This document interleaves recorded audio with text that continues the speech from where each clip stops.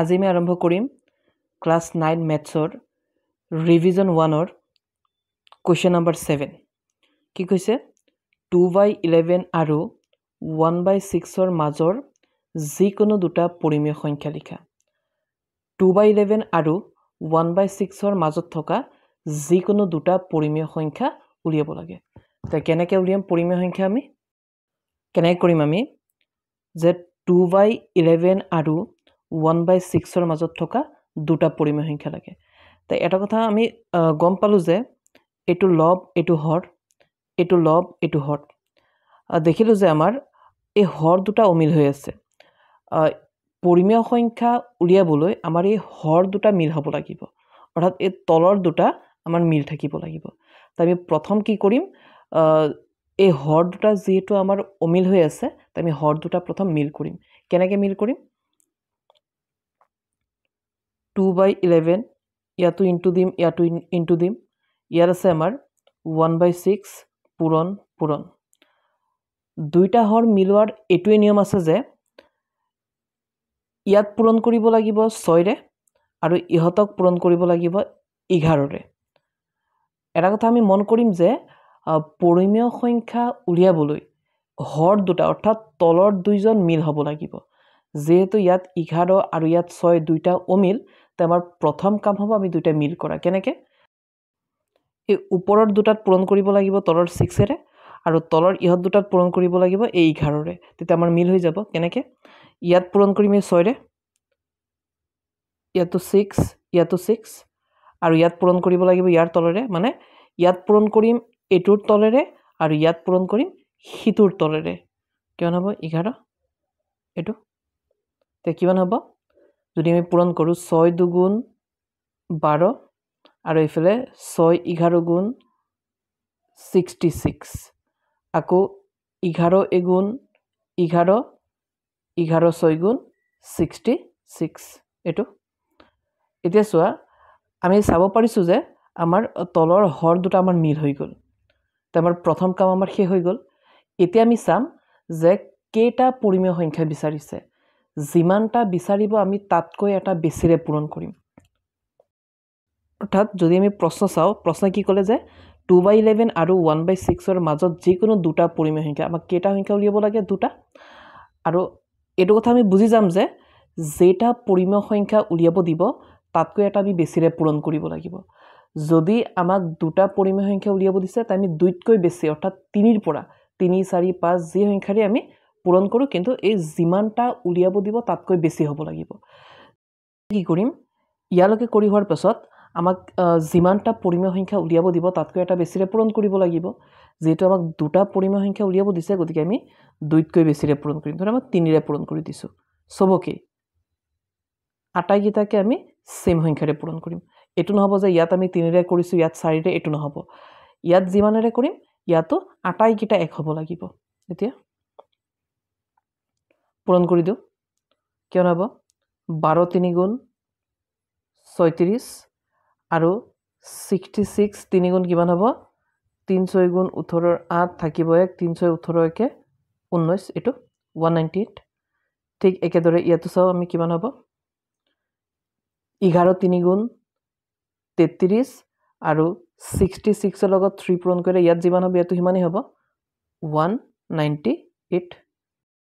এতিয়া আমাক প্ৰশ্ন উলিয়াব দিছে যে 2/11 আৰু 1/6ৰ মাজত থকা দুটা পৰিমেয় সংখ্যা সেই দুটা হ'ল আমি ইয়াৰ পৰা চাম যে 36/198 আৰু 33/198 আমি এই কমটোৰ পৰা যাম তে 33 ইয়াত কম তে 33 পিছত কি পাম আমি 34/198 তাৰ পিছত 34 ৰ কিমান 34 ৰ পিছত কিমান হ'ব 35/198 মন কৰিবা আমি কমটোৰ পৰা যাব লাগিব যেটো 33 আছে আমি 33 পিছৰ পৰা যাব লাগিব 34 35 হৈ গ'ল দুটা নেক্সট 8 নম্বৰ প্ৰশ্নটো হৈছে সৰল কৰিব লাগে √10 * √5 আৰু ইয়াত কৈ দিছে যে √2ৰ ঠাইত আমি 1.41 ব্যৱহাৰ কৰিম মানে √2ৰ আসন্ন মান দিছে আৰু এটো যে আমি যত √2 পাম সেই √2ৰ ঠাইত আমি 1.41 ব্যৱহাৰ কৰিব পাৰিম তে যেটো আমাক সৰল কৰিব দিছে ইয়াতো আমাৰ √2 নাই ইয়াত আছে √10 আৰু √5 কিন্তু দিছে √10 আৰু √5 কিন্তু ইয়াত মান বহাব দিছে √2ৰ তো আমি কি কৰিব লাগিব আমি ইয়াৰ পৰা আমি ৰুটটো উলিয়াব লাগিব তো কেনেকৈ কৰিম এটো √10 * √5 কিন্তু আমাক যেটো মান দিছে √2 গতিকে আমি √2 উলিয়াব লাগিব কেনেকৈ আমি যদি 10 ক ভাঙি যাও তো আমি ইয়াৰ ভিতৰত √2 পাই আছো কাৰণ 10 বুলি কতে 2 5 গুণ 10 যেটো 10 ৰ ওপৰত ৰুট ওভাৰ তো আমি দুটাৰ ওপৰত ৰুট ওভাৰ দিব লাগিব তো আমি কি কৰিব পাৰিম আমি এই 10 ৰ ঠাইত আমি এই দুটা বহাব পাৰিম কাৰণ এই দুটা মিলিটো 10 হৈ আছে না ৰুট ওভাৰ 10 হৈ আছে তো আমি এটা কি কৰো এই প্ৰশ্নত এই 10 ৰ ঠাইত আমি এই দুটা বহাই দিলি হল যে √10 ক আমি কেনেকৈ পাম √2 পূৰণ √5 কৰিলে তো √2 আৰু √5 পূৰণ কৰিলে আমি √10 পাই আছো আমাৰ এই 5 টো বাকি আছে তো আমি এটো পূৰণ লিখি দিম পূৰণ √5 এটো এটা কি হ'ব √2 বুলি কলে কিতাবে দি দিছে √2 ৰ মান এটো কিতাবে কৈ দিছে যে √2 ৰ ঠাইত আমি 1.41 ব্যৱহাৰ কৰিব লাগিব তো আমি কি কৰো √2 ৰ ঠাইত আমি 1.41 ব্যৱহাৰ কৰো গতিকে এই √2 ৰ ঠাইত কিতাবে কৈছে 1.41 লবলৈ এটো পূৰণৰ ঠাইত পূৰণ এফালে কিমান হ'ব √5 পূৰণ কৰিলে কিমান হ'ব √5 পূৰণ কৰিলে হ'ব √25 আৰু √25 ৰ বৰ্গমূল কিমান হ'ব 5 বা মন কৰিবা যে √5 পূৰণ কৰিলে আমি কেৱল 5 পাম কাৰণ √5 আৰু √25 ৰ বৰ্গমূল কিমান হ'ব 5 এটা আমি কি কৰিম এই দুটা পূৰণ কৰি দিব লাগিব কিমান হ'ব পূৰণটো 1.41 ৰ লগত পূৰণ কৰিম 5 5 এগুণ 5 5 4 গুণ 20 20 ৰ শূন্য থাকিব 2 5 এগুণ 5 আৰু 2 হ'ব 7 2 ঘৰত দশমিক আমি 2 ঘৰত বহাই দিম তাৰ উত্তৰ হৈছে 7.05 7.05 হৈছে আমাৰ এৰ উত্তৰ নেক্সট কোৱেশ্চন নম্বৰ 9 p/q/r ভগ্নাংশ প্ৰকাশ কৰিব লাগে এই টপিকটো আমাৰ ইম্পৰ্টেন্ট হয় এটো প্ৰায় 2 বা 3 মাৰ্কত আহা দেখা পোৱা যায় যে p/q/r ভগ্নাংশত প্ৰকাশ কৰিব লাগে এক নম্বৰ আছে 0.81 এয়া আমাৰ আষ্টু দুটাৰ ওপৰত আছে দুই নম্বৰ আছে 0.18 আষ্টু এটাৰ ওপৰত এতিয়া মই এক নম্বৰটো কৰি দিও এক নম্বৰটো হৈছে 0.81 আষ্টু দুটাৰ ওপৰত আছে তো আমি এই আষ্টুৰ কথা বুজিলো বাৰু যদি এই আষ্টু যদি এটাৰ ওপৰত থাকে তো আমি দুইফালে 10 ৰে পূৰণ কৰিব লাগিব আৰু যদি এই আষ্টু যদি দুটাৰ ওপৰত থাকে তো আমি 100 ৰে পূৰণ কৰিম আৰু যদি এই আষ্টু যদি 3 জনৰ ওপৰত থাকে তো আমি 1000 ৰে পূৰণ কৰিব লাগিব যেটো এই আষ্টু দুটাৰ ওপৰত আছে গতিকে আমি দুইফালে 1 ৰ লগত দুটা শূন্য অৰ্থাৎ 100 ৰে পূৰণ কৰিব লাগিব তো আমি প্ৰথম ধৰি লব লাগিব প্ৰথম আমি ধৰি লম ধৰু x is equal to 0.81 আষ্টু এই আষ্টুৰ অৰ্থ এটোই যে আষ্টু যাৰ ওপৰত থাকে সেই সংখ্যাটোক আমি বাৰে বাৰে পাম তে যেটো আষ্টু আমাৰ 8 আৰু 1 ৰ ওপৰত দুইটাৰ ওপৰতে আছে আমি গম পাইছো যে আমাৰ 8 আৰু 1 টো আমি বাৰে বাৰে মানে পাই থাকিম আমি ধৰি লৈছো x সমান 0.81 যিমান বাৰ আমাৰ ইচ্ছা যায় আমি সিমান বাৰে লিখিব পাৰিম এটো আমি ৰাখি দিও সমীকৰণ 1 বুলি এটো এটা আমি কি কৰিম আমি চাব লাগিব যে আমাৰ এই আষ্টু কেটাৰ ওপৰত আছে যদি এটাৰ ওপৰত হয় তে এটো সমানচিৰ এটুকৈ বাওফাল এটুকৈ ফুফাল যদি এই আষ্টু এটাৰ ওপৰত থাকাহেতেন তে আমি বাওফাল আৰু ফুফাল দুইফালে আমি 10 ৰে পূৰণ কৰিলোহেতেন আৰু যেটো দুটাৰ ওপৰত আছে গতিকে আমি দুইফালে কিৰে পূৰণ কৰিব লাগিব 100 ৰে পূৰণ কৰিব লাগিব আমি কৰি দিও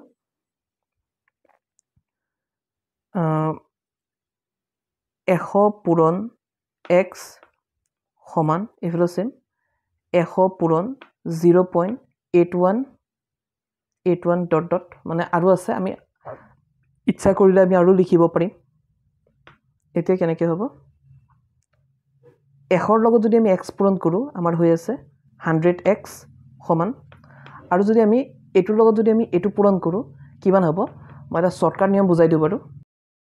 মন কৰিবা যে যদি মই 100 ৰ লগত যদি মই এখিনি পূৰণ কৰো তে কিমান হ'ব এটো পূৰণ নকৰিও আমি ডাইৰেক্ট মুখে মুখে ক'ব পাৰিম যে যদি ইয়াত এটা শূন্য হয় তে দশমিকটো ইয়াৰ পৰা উঠি এটা ঘৰ এফালে আহি যাব আৰু যদি ইয়াত দুটা শূন্য হয় তে দশমিকটো ইয়াৰ পৰা উঠি দুটা ঘৰ আহিব আৰু যদি ইয়াত তিনটা শূন্য হয় তে দশমিকটো ইয়াৰ পৰা উঠি তিনি ঘৰ আহি যাব যেটো আমাৰ ইয়াত দুটা শূন্য আছে গতিকে আমাৰ দশমিকটো ইয়াৰ পৰা উঠি এই দুই ঘৰৰ ইয়াত আহিব হৈ আছে আমি গম পালো যে তে তে ইয়াক যদি আমি 100ৰে পূৰণ কৰোঁ পইণ্টটো ইয়াৰ পৰা আঁতৰি আহি ইয়াত আহিব মানে আমি এইখিনি আৰু ক'ব নালাগে তে আমি ক'ব লাগিব 81 ইয়াত পইণ্ট আহি যাব 0.8181 দুই এবাৰ আমি লিখি দিব লাগিব তো দুটা শূন্য থাকিলে আমি জানো যে এই পইণ্টটো ইয়াৰ পৰা উঠি দুই ঘৰ ইয়াত আহি যাব তো আমি কৰি যাওঁ তো যেহেতু দুটা শূন্য আছে আমি ইয়াৰ পৰা লিখিব পাৰিম যে আমি এইখিনি বাদ পৰিব তো পইণ্টটো ইয়াৰ পৰা আহি ইয়াত আহি যাব দুই ঘৰ গতিকে আমি লিখিম 81.81 আছে না তো আমি আৰু 81 লিখি দিব পাৰো কাৰণ আমাৰ 81 টো আমি যিমান ইচ্ছা আমি হিমানে লিখিব পাৰিম এটো হ'ব সমীকৰণ 2 এটো এতিয়া আমি কি কৰিম সমীকৰণ 2 ৰ পৰা সমীকৰণ 1 টো আমি বিয়োগ কৰি দিব লাগিব মন কৰিবা সমীকৰণ 2 ৰ পৰা সমীকৰণ 1 টো আমি বিয়োগ কৰি দিম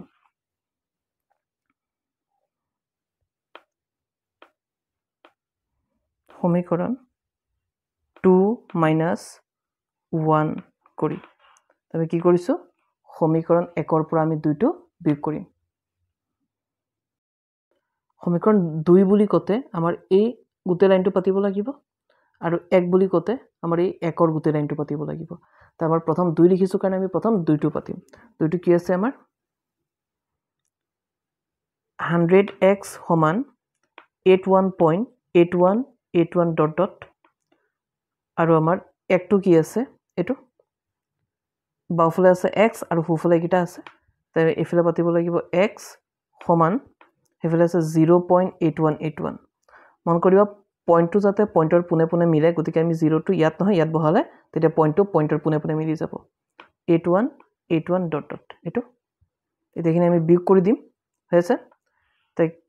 কিমান হ'ব বিয়োগ কৰিলে মন কৰিবা বিয়োগ কৰিলে তলৰ চিনবোৰ আমাৰ হলনি হ'ব ইয়াত যদি আমাৰ প্লাস আছে আমি মাইনাস কৰিব লাগিব ইয়াত যদি আমাৰ প্লাস আছে আমি মাইনাস কৰিব লাগিব কাৰণ ইয়াৰ আগত একো নাই মানে তো প্লাস আছেই না আকৌ ইয়াৰ আগত একো নাই মানে প্লাস আছে তে প্লাসটো আমি নিজে নিজে মাইনাস কৰিব লাগিব তে বিয়োগ কৰি যাও 100টা x ৰ পৰা ইয়াত এটা x আছে 100টা x ৰ পৰা যদি আমি এটা x বিয়োগ কৰো তে আমি পাই আছো 99টা x সমান তে ইফালে যদি আমি বিয়োগ কৰো কি হ'ব 8 ৰ পৰা 8 গলে 0 8 ৰ 8 গলে 0 1 ৰ 1 গলে 0 8 ৰ 8 গলে 0 পইণ্টৰ পুনে পুনে পইণ্ট 1 ৰ পৰা 0 গলে 1 আৰু 8 টো নামি আহিব এটো এতিয়া আমি জানো যে পইণ্টৰ পিছত যদি 0 থাকে তে পইণ্ট আৰু 0 ৰ কোনো কাম নাই এখিনি আৰু আমি ব্যৱহাৰ কৰিব নালাগে বা পাতিব নালাগে তেতিয়া আমি কি পাতিম 99x এফালে আৰু হেফালে আমি পাতিম 81 এতিয়া আমি কি কৰো যেটো এই 99 টো x ৰ লগত পূৰণ হৈ আছে তা আমি ইয়াত x টো ইয়াত ৰখাই দিও আৰু পূৰণৰ 91 যদি আমি হেতু পাৰ কৰি দিও হৰণত যাবগৈ মানে এটো x ৰাখি দিলো হেফালে আছে আমাৰ 81 আৰু এই 99 পূৰণ হৈ থকা 99 টো আমি যদি ইটু পাৰ কৰি দিও তে হৰণত আহি যাব 99 এটো এতিয়া আমি যদি কাটাকুটি কৰিব পাৰো কৰিব লাগিব তে 9 দি গৈ আছে 9 9 গুণ 81 আকৌ 9 গুণ 9 9 গুণ 9 তে আমাৰ x ৰ মানটো হৈ গল 9/11 তে এটো হৈছে আমাৰ p/q ৰ ভগ্নাংশ